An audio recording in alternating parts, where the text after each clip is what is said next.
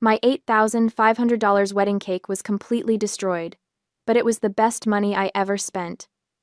Why? Because lying amidst that bright red mess was my own sister, about to fall into a deep sleep. She had intentionally drugged me right at my wedding to turn me into a drunken mess in front of my wealthy in-laws. I let her have her way, but at a much higher price. A gentle glass swap, a fake smile. And the result was the most satisfying sight of my life, my precious sister collapsing amidst the crumbs of red velvet. But to understand why my own sister wanted to ruin my big day, I have to take you back through the preparation process. I was Pamela, 29 years old, working as a marketing director at a prestigious firm in Charleston, and I had always prided myself on being self-possessed and logical. My younger sister Sutton, 27, was what she called an influencer, which was a fancy word for unemployed and living a virtual life on social media. What she didn't advertise to her 12,000 followers was the $51,000 in credit card debt she had been hiding from our parents. My parents, Conrad and Blythe, had always favored Sutton. Always. It defied all logic, all reason, all fairness. I could bring home straight A's, scholarships, job promotions, didn't matter. Sutton could post a selfie with a motivational quote stolen from Pinterest, and Mother would frame it. Sutton's jealousy reached its absolute peak when I got engaged to Sterling. Sterling was an orthopedic surgery resident at the medical university, brilliant and kind, with hands that can reconstruct shattered bones, and a smile that makes my heart skip. But what really sent Sutton into a spiral wasn't his career or his character, it was his last name. Sterling comes from old Charleston money, the kind of family whose ancestors signed important documents and had ships named after them. The kind of family that still gets invited to garden parties at historic estates. The kind of family Sutton desperately wanted access to. During the wedding preparations, she turned into an absolute nightmare. It started 3 months before the wedding. I was sitting in my apartment, reviewing vendor contracts, when Sutton showed up unannounced. She walked in wearing yoga pants that cost more than most people's monthly grocery budget, and carrying a designer handbag I knew she couldn't afford. "I've been thinking," she announced, not bothering with hello. "I should be your maid of honor." I looked up from my spreadsheet. "Sutton, I already asked Adeline. Your lawyer friend?" She wrinkled her nose like she'd smelled something rotten. "Pamela, this is a wedding with old money elements. Do you really want someone who wears pantsuits to everything standing next to you in photos that will be in the society pages? Adeline is my best friend. She's been there for me through everything. And I'm your sister." Sutton's voice took on that whiny edge I knew too well. "Your only sister. What will people think if your own flesh and blood isn't your maid of honor? It'll look like we're estranged. It'll look bad for both of us. Besides, I need this, Pamela. Do you know how good this will be for my brand? A wedding at the historic Charleston Hotel? With Sterling's family? I could gain thousands of followers. I should have said no right then. Should have held my ground. But then she called Mother. 2 hours later, both our parents showed up at my door. Mother was already dabbing at her eyes with a monogrammed handkerchief, and Father wore his disappointed expression, the one he'd perfected over decades of making me feel guilty for existing. "Pamela, sweetheart," Mother said, taking my hands in hers. "Sutton is devastated. Absolutely devastated. She feels like you don't love her." "That's not—" "I never said that. I just wanted—" "Your sister is going through a difficult time right now," Father interrupted, his voice carrying that authoritative tone he'd use when the discussion was over before it began. "The least you can do is include her in your special day, make her feel valued. Just indulge your sister," Mother added, squeezing my hands. "Don't make her sad. It's one day, Pamela. Surely you can be generous for one day?" The manipulation was textbook. They'd been doing this my entire life, making Sutton's feelings my responsibility, her happiness my burden. "Fine," I said. The word tasted like ashes. "You can be the maid of honor." Sutton squealed and clapped her hands. Mother beamed. Father nodded approvingly. Adeline, when I called to break the news, was silent for a long moment. Then, "Are you sure about this, Pam?" "No," I admitted. "But it's easier than fighting them all." Easier isn't always better. She was right, of course. But I'd already made my first mistake. I'd already nodded in agreement. I didn't know then that this concession had paved the way for Sutton's most vicious plot. 2 weeks before the wedding, Sutton texted me, Need you to pay for my bridesmaid dress. I'm a little short this month. The dress she'd chosen without consulting me was an $1,800 silk gown from a boutique that required appointments and served champagne during fittings. When I'd suggested more affordable options for the bridesmaids, she'd actually laughed. You're marrying into old money, Pamela. We can't look cheap in the photos. What would Sterling's family think? I transferred the money, didn't even argue. Looking back now, standing in that ballroom with the knowledge of what she'd planned to do to me, I can see it all clearly. Every demand, every manipulation, every time our parents made me swallow my needs to feed her ego, it had all been leading to this moment. Sutton didn't just want to be part of my wedding. She wanted to destroy it, and I almost let her. The Charleston Historic Hotel ballroom was a vision of Southern elegance. Crystal chandeliers cast warm light over round tables dressed in ivory silk, each centerpiece a cascade of white roses and trailing ivy. The hardwood floors gleamed, reflecting the glow of hundreds of candles. At the far end of the room, on a table of its own, stood the centerpiece that had cost me more than most people's monthly rent. The wedding cake. 6 tiers of red velvet perfection, each layer wrapped in ivory fondant and decorated with edible gold leaf that caught the light like scattered stars. Handmade sugar, flowers, peonies, roses, gardenias cascaded down one side in a breathtaking display of the baker's artistry. It cost $8,500. And it was absolutely worth every penny, though not for the reasons I'd originally thought. I sat at the head table, positioned exactly where I'd specified in my carefully drawn seating chart. As a marketing director, I understand the power of image, the importance of angles, the way a photograph can tell a story or destroy a reputation. I'd spent hours planning this setup. Sterling sat to my left, devastatingly handsome in his tailored tuxedo, his dark hair perfectly styled, his hand warm over mine on the white tablecloth. To my right sat Sutton, poured into a champagne-colored silk gown that probably cost more than she'd admit, her hair in an elaborate updo that must have taken hours. Next to Sterling was David, his best friend and head groomsman, a cardiologist with an easy smile and the kind of steady presence that made him perfect for the role. I'd instructed the hotel staff specifically on this arrangement. Husband on the left meant that in almost every captured moment of us as a couple, we'd be facing each other. My facial angle would always be flattering. The lighting would catch my features perfectly. I thought I'd planned for everything. In front of each of us sat identical crystal champagne flutes, provided by the hotel, no engravings, no distinguishing marks. They caught the candlelight, the bubbles rising in perfect golden streams through the expensive vintage Sterling's family had gifted for the toast. The main course had just been cleared away, herb-crusted lamb with roasted vegetables, plated like art. The staff moved efficiently between tables, the soft clink of cutlery and china creating a sophisticated symphony. Conversation hummed around us, punctuated by bursts of laughter from Sterling's college friends at table 7. Sterling leaned close to my ear, his breath warm against my skin. Did you see Uncle Richard trying to flirt with your great-aunt Miriam? I think he's had too much wine. I turned completely to my left to look at him, laughing, my body rotating to face my new husband. In my peripheral vision, I caught movement to my right, Sutton's hand. Her hand moved across the table with practiced smoothness, reaching as if to adjust my place card, which had shifted slightly askew during dinner. A perfectly innocent gesture. Helpful, even. But as her palm glided over my champagne flute, it tilted, just slightly. The colorless liquid from the tiny glass vial she held in her palm fell into my glass and dissolved instantly into the bubbles. The carbonation hid everything, no color change, no residue, nothing to indicate that anything had changed. She pulled her hand back quickly, repositioning my place card with a satisfied little smile. She thought no one saw, but Sutton had forgotten about Adeline. My best friend since law school sat at the VIP table directly across from us, positioned with a perfect view of the head table.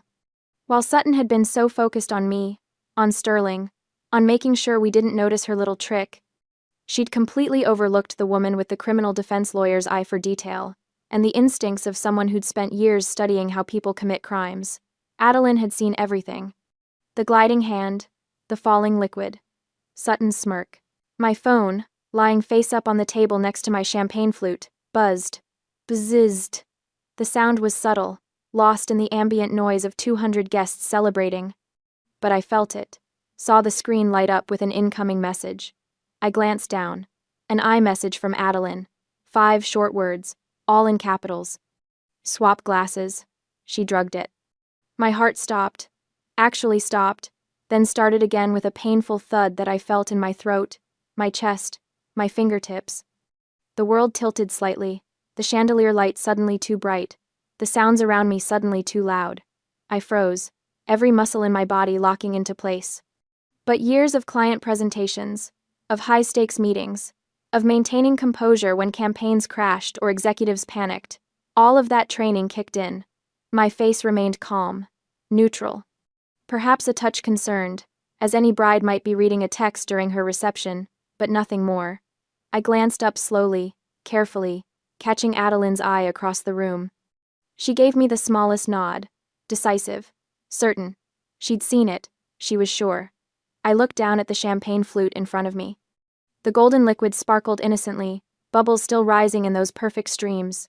It looked exactly like Sterling's glass, exactly like David's, exactly like Sutton's, but it wasn't. This was no longer ordinary sibling jealousy. This wasn't Sutton throwing a tantrum or making demands or crying to our parents.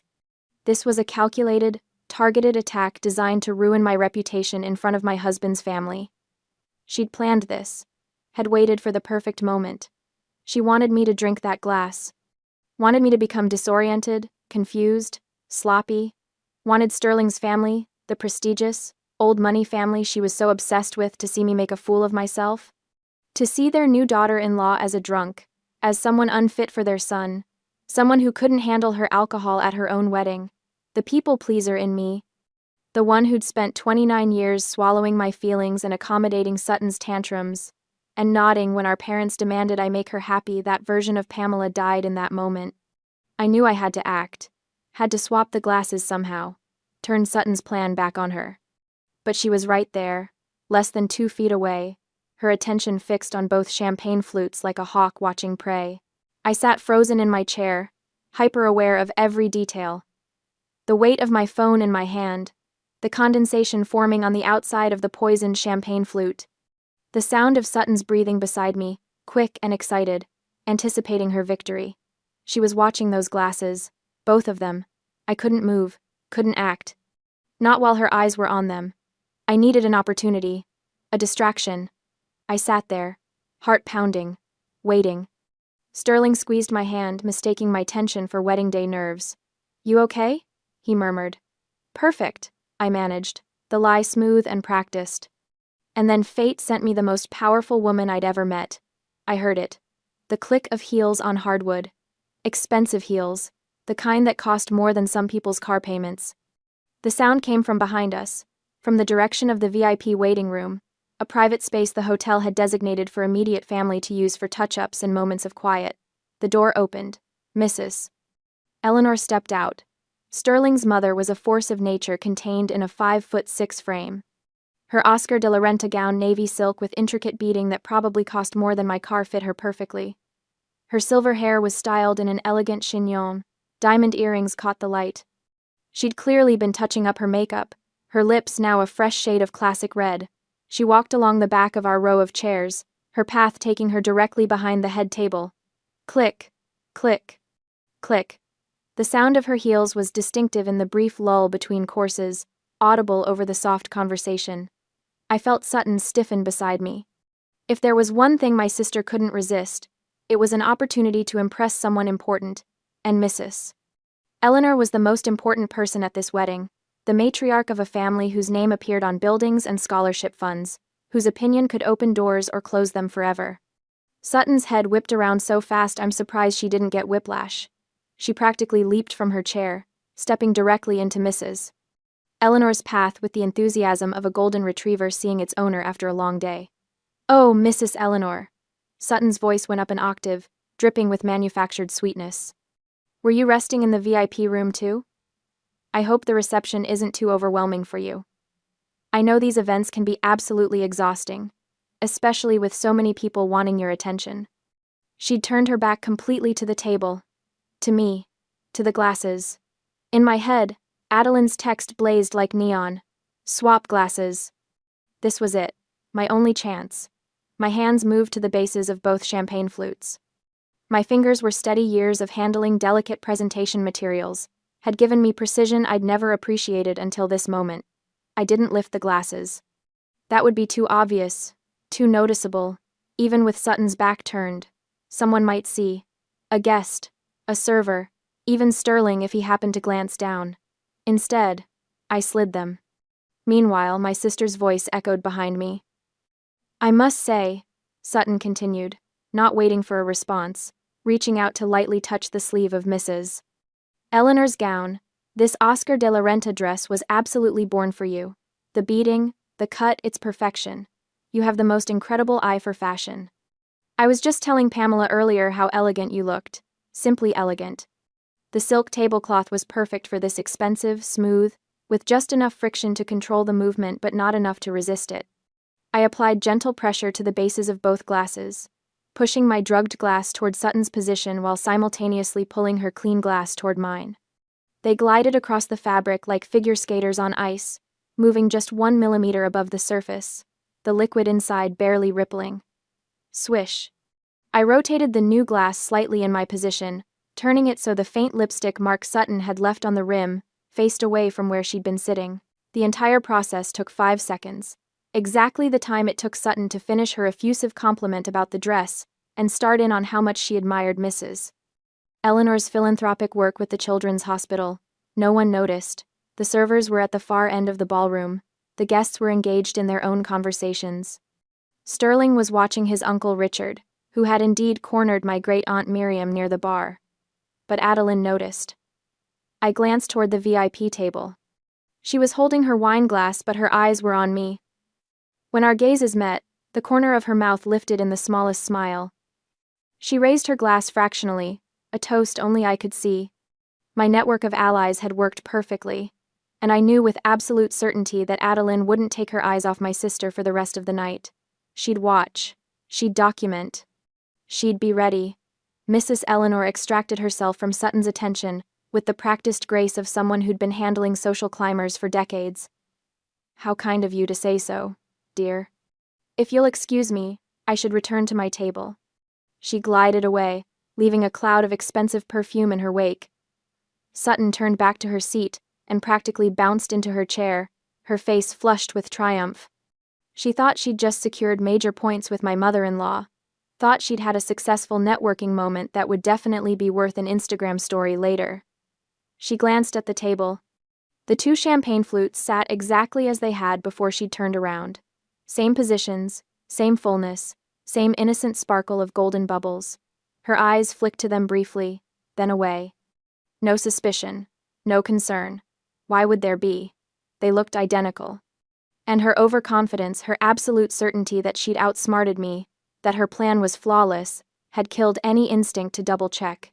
She reached for the glass in front of her now. The drugged one. Her smile was toxic, triumphant. Come now, she said, lifting the crystal flute toward me. Let's toast to your happiness, Pamela. I raised my clean glass, forcing my face into a smile that I filled with hidden meaning. Every ounce of satisfaction, every bit of delayed justice, every year of being told to accommodate her, I put it all into that smile. Thank you, sister, I said softly, to a night we cannot forget. The crystal flutes met with a clear, pure chime that rang out across our section of the table. Clink. Sutton brought the glass to her lips and drank deeply, her eyes locked on mine over the rim. She thought she was watching her plan unfold, thought she was seeing the beginning of my downfall. I sipped my clean champagne and watched her drink her own sentence. The colorless liquid melatonin, whatever dose she'd prepared for me, slid down her throat with the expensive vintage champagne. She set her glass down with a satisfied sigh, still smiling. I smiled back, and waited. After the toast, I made my move. I had to sell this. Had to make Sutton believe her plan was working exactly as she'd designed it. So I went quiet. I turned slightly away from the table conversation, let my smile fade into something more neutral, more subdued. When Sterling asked me a question about the dessert service timing, I answered in soft, vague terms. When David tried to include me in a joke about the worst wedding speeches they'd witnessed in medical school, I managed only a weak laugh. Sutton noticed immediately. I could feel her eyes on me, could sense the way she leaned slightly closer, studying my face for signs of the drugs taking effect. I gave her what she wanted, a bride growing quieter, a little disconnected, slightly unfocused. The corner of her mouth twitched upward. She thought it was working. Thought I was beginning to feel the effects of the melatonin, that in a few more minutes I'd be stumbling, slurring, making a spectacle of myself in front of 200 guests and Sterling's entire family. She sat back in her chair, practically vibrating with excitement, her confidence growing with every passing minute. But what Sutton didn't realize, what her self-absorption wouldn't let her see, was that the drugs were in her system now, being absorbed into her bloodstream, beginning their journey toward her brain. The MC's voice crackled through the sound system, smooth and professional. "Ladies and gentlemen, we now invite the best man to say a few words." The ballroom quieted, conversations trailing off as guests turned their attention to the small stage area near the cake table. David stood, buttoning his jacket with an easy grin. I checked the time. The evening was running precisely on schedule, just past 8 o'clock. He made his way to the microphone, and for the next several minutes, he had the entire room laughing. Stories about Sterling's terrible cooking in their shared apartment during residency. The time Sterling had accidentally worn mismatched shoes to a formal hospital presentation. The moment David had known Sterling was serious about me because he'd started actually doing his laundry instead of buying new clothes when he ran out of clean ones. The timing was perfect. David's speech created a buffer, a period where all attention was focused elsewhere, where the subtle changes beginning to happen in Sutton's body would go unnoticed in the darkened ballroom. I watched her from the corner of my eye. She was still smiling, still playing her part as the supportive maid of honor, but I saw it the way she shifted slightly in her seat. The way her hand came up to touch her temple briefly, the small crease that formed between her eyebrows. The melatonin was starting to work. Liquid melatonin acts faster than pills, absorbing quickly into the bloodstream. Sutton would be feeling it now, a subtle heaviness in her limbs, a gentle fuzziness creeping into her thoughts. But she'd mistake it for nervousness about her upcoming speech, or perhaps the champagne hitting a little harder than expected. She'd never suspect the truth. David finished his speech to enthusiastic applause and returned to his seat, clapping Sterling on the shoulder as he passed. Sterling stood to hug his best friend, and the two of them shared a moment that made the photographer's camera flash repeatedly. The MC returned to the microphone. "Thank you, David. And now, we'd love to hear from the maid of honor." The moment arrived. Sutton stood. I watched her carefully, remembering every detail.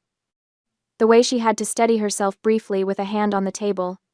The slight pause before she stepped away from her chair, as if gathering her coordination, the forced brightness in her expression that didn't quite reach her eyes. She thought it was nerves. Thought it was the natural anxiety of public speaking, but I knew better. The drugs were taking hold, creating that characteristic light-headed sensation, making her limbs feel heavy and disconnected. In another 10 minutes, she'd be fighting to keep her eyes open. But right now, in this moment, she still had enough clarity, enough diluted confidence to believe she was in control. She walked toward the stage area, her steps perhaps a fraction slower than normal, but still steady enough, and she headed straight for the spot she'd probably planned for days, right next to the cake tower. Of course she did. The $8,500 red velvet masterpiece, with its edible gold leaf and handmade sugar flowers, would be the perfect backdrop for the photos she'd post later. The expensive cake would signal wealth, status, connection to old money. It would be visible proof that she'd made it, that she was part of this world.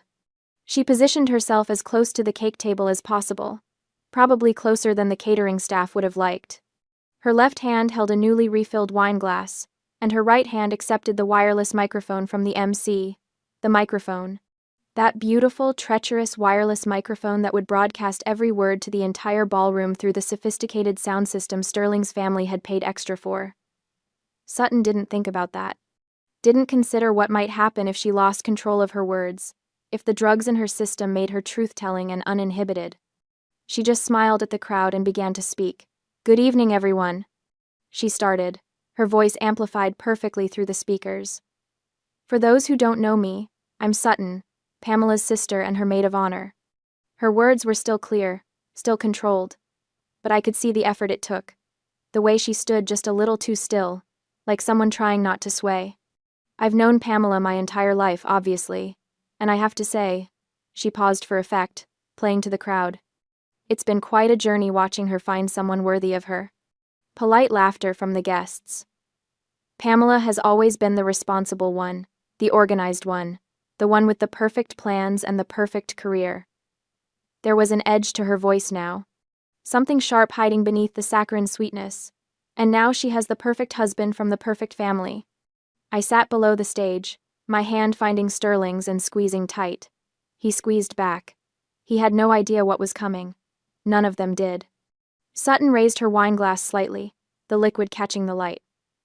"So here's to Pamela," she said, her smile wide and fake and poisonous.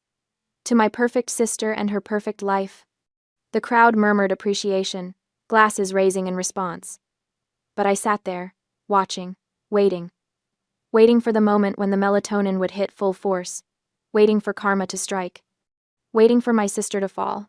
The applause for my speech was still echoing through the ballroom when Sutton raised her wineglass high, that practiced smile stretched across her face.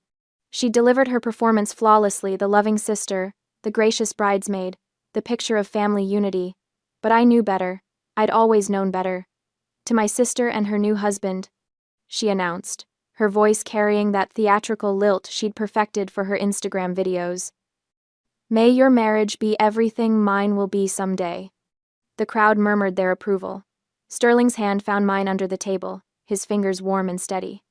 I watched Sutton bring the crystal flute to her lips, my original glass, the one she'd so carefully doctored, and take a long, triumphant sip. The transformation wasn't immediate. She lowered the glass, still smiling, still playing her part.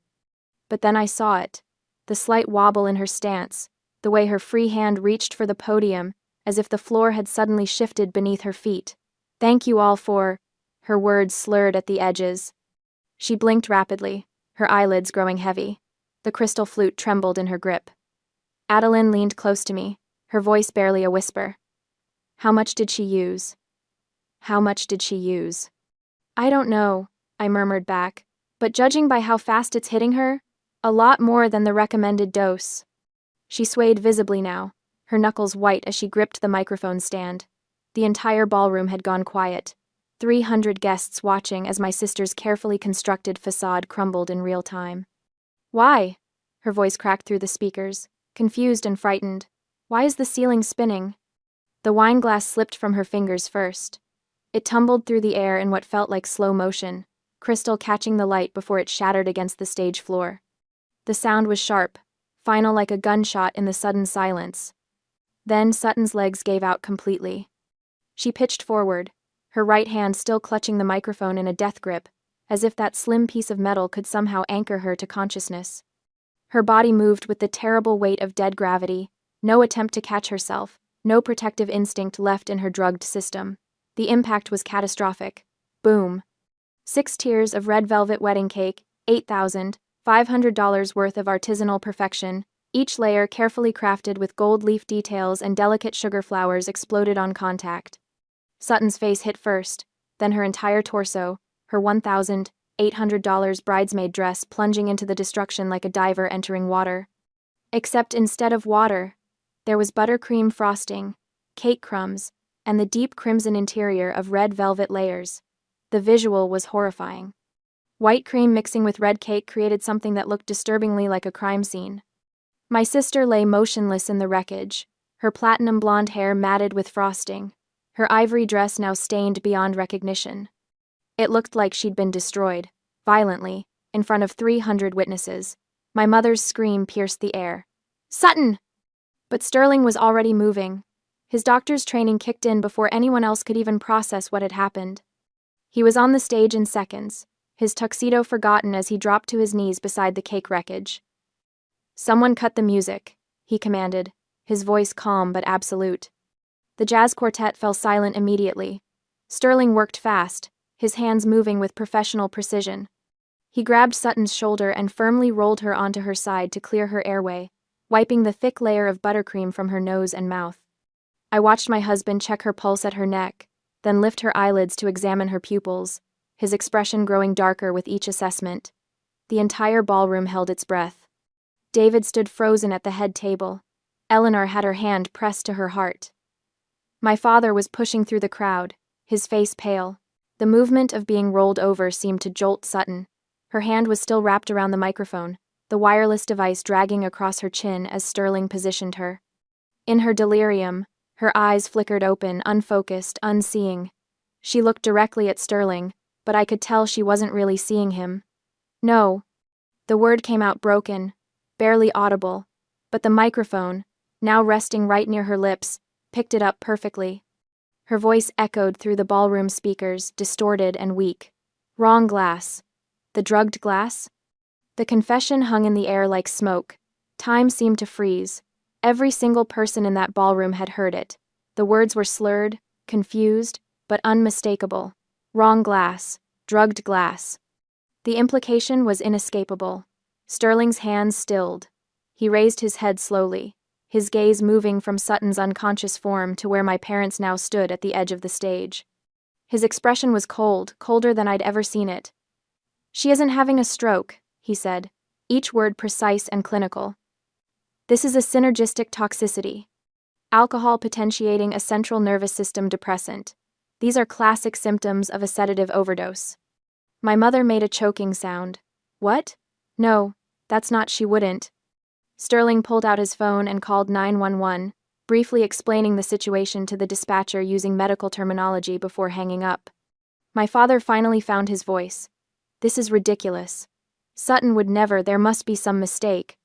Sterling ended the call and stood, towering over both my parents. The look he gave them could have frozen fire. "You two will go to the hospital with her. I won't call the police tonight." He paused, and I saw something dangerous flash in his eyes. "But if anything else happens, if there's even one more incident, I can't promise that same courtesy." The threat was clear. My father, who'd spent my entire life bulldozing over everyone with his opinions and demands, actually stepped back. He opened his mouth, then closed it again, completely silenced by Sterling's absolute authority. The ambulance arrived within minutes, the advantage of being in downtown Charleston. The paramedics loaded Sutton onto a gurney, her face still smeared with frosting and cake crumbs, her dress ruined beyond repair.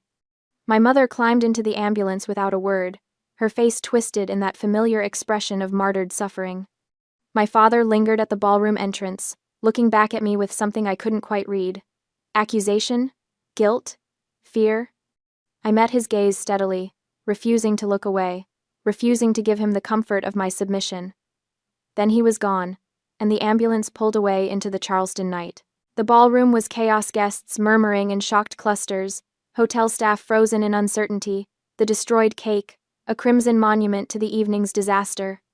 I stood at the head table, Sterling's hand in mine, and felt something unexpected wash over me. Relief. Pure, uncomplicated relief. Adeline appeared at my side, her phone held up like a trophy. "I recorded the whole thing," she announced, her criminal lawyer instincts sharp as ever. "Both the fall and the confession. Audio is crystal clear." She tapped the screen, and Sutton's drugged voice played back. "Wrong glass. The drugged glass?" Several nearby guests heard it. The whispers intensified. I watched the truth ripple through the crowd like a stone dropped in still water. My sister, the golden child, the beloved youngest daughter, had just confessed to attempted poisoning in front of 300 witnesses. The hunter had become the prey. Eleanor approached us, her Oscar de la Renta gown somehow still immaculate despite the chaos. She looked at the destroyed cake, then at me, her expression unreadable. "Well," she said finally, a hint of dry amusement in her voice, "this is certainly the most memorable wedding I've ever attended." The hotel manager materialized, wringing his hands. "Mrs. Ashford, I am so terribly sorry about this incident. Should we end the reception, given the circumstances?" I looked at the ruined cake. Red velvet crumbs scattered across the stage like evidence of violence. White frosting smeared across the floor. The beautiful 6-tier masterpiece reduced to rubble. $8,500 worth of destroyed artistry. And all I felt was light. I turned to Sterling. His blue eyes searched mine, concerned but not pitying. "How are you doing?" he asked quietly. "This is the first time I've seen you breathe easy since we got engaged," he said before I could answer. He was right. For months I'd been walking on eggshells, managing my family's expectations, trying to prevent exactly this kind of scene. I'd paid for Sutton's dress, included her in every detail, bent over backward to keep the peace, and she'd tried to drug me anyway. But now? Now the monster had been driven away. I looked at the hotel manager and smiled a real smile, not the practiced one I'd been wearing all night. Clean it up. Bring out more wine and whatever desserts the hotel has in the kitchen. The night has only just begun. The manager blinked. You want to continue? This is my wedding reception, I said firmly. And I'm going to celebrate with the people who actually care about me. Something shifted in the room after that. The guests who'd come out of obligation, my parents' friends, the society matrons who'd attended for appearances, made their quiet exits. But the people who remained? They were ours. Sterling's medical school colleagues, my work friends, Adeline and David, Eleanor and the family members who'd actually taken the time to know us. The jazz quartet started playing again. The hotel brought out trays of chocolate tortas and lemon tarts. Someone opened more champagne. Without the weight of my family's judgment hanging over everything, the reception transformed into something genuine. I danced with Sterling under the chandeliers, his arms around my waist, and felt the tension I'd been carrying for years finally release. No regrets? No, he murmured against my hair. None, I said, and meant it. Adeline caught my eye from across the dance floor, raising her champagne flute in a silent toast. She'd been warning me about my family for years. Tonight, she'd been proven right in the most spectacular way possible. The next morning, sunlight streaming through the hotel suite windows, my phone buzzed with a text from my mother.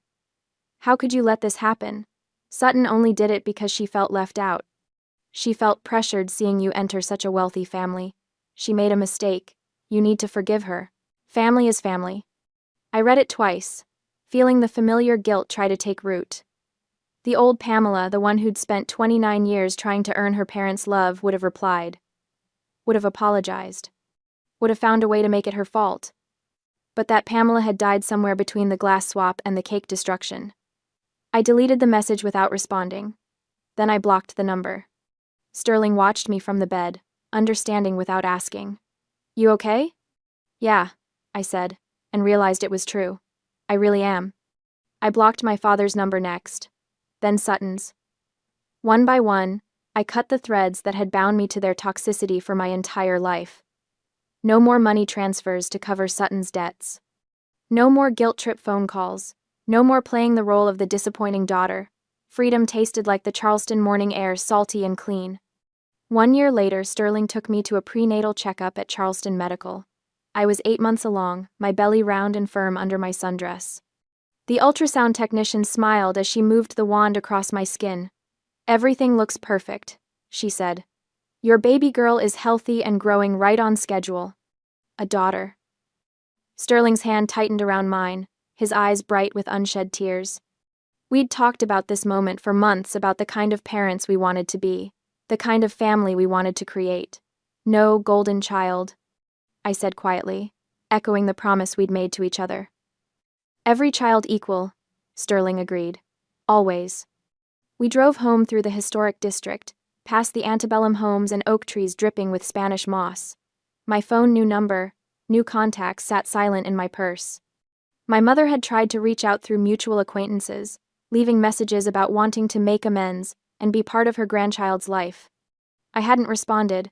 Some bridges, once burned, should stay ashes. That evening, I sat on our back porch with my laptop, composing a post for the online forum where I'd been documenting my story. The wedding disaster had been too spectacular to keep completely private. Strong opinions. I need your thoughts on a few things, I typed, because my family still won't leave me alone, and I want outside perspectives. Question 1. Was I too harsh for swapping the glasses? My mother says a good sister would have just poured the wine away instead of letting Sutton harm herself. Question 2. Sutton destroyed an $8,500 cake. Should I sue her in civil court for compensation, or just consider it tuition fees for her life lesson? Question 3.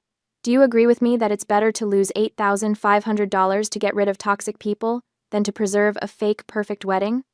Please leave a comment. I hit post and closed the laptop.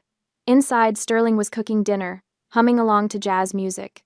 Through the window, I could see him moving around our kitchen, our home, our life, built on honesty instead of manipulation. My daughter kicked, a firm little flutter against my ribs. I pressed my hand to the spot, feeling the miracle of new life, new beginnings.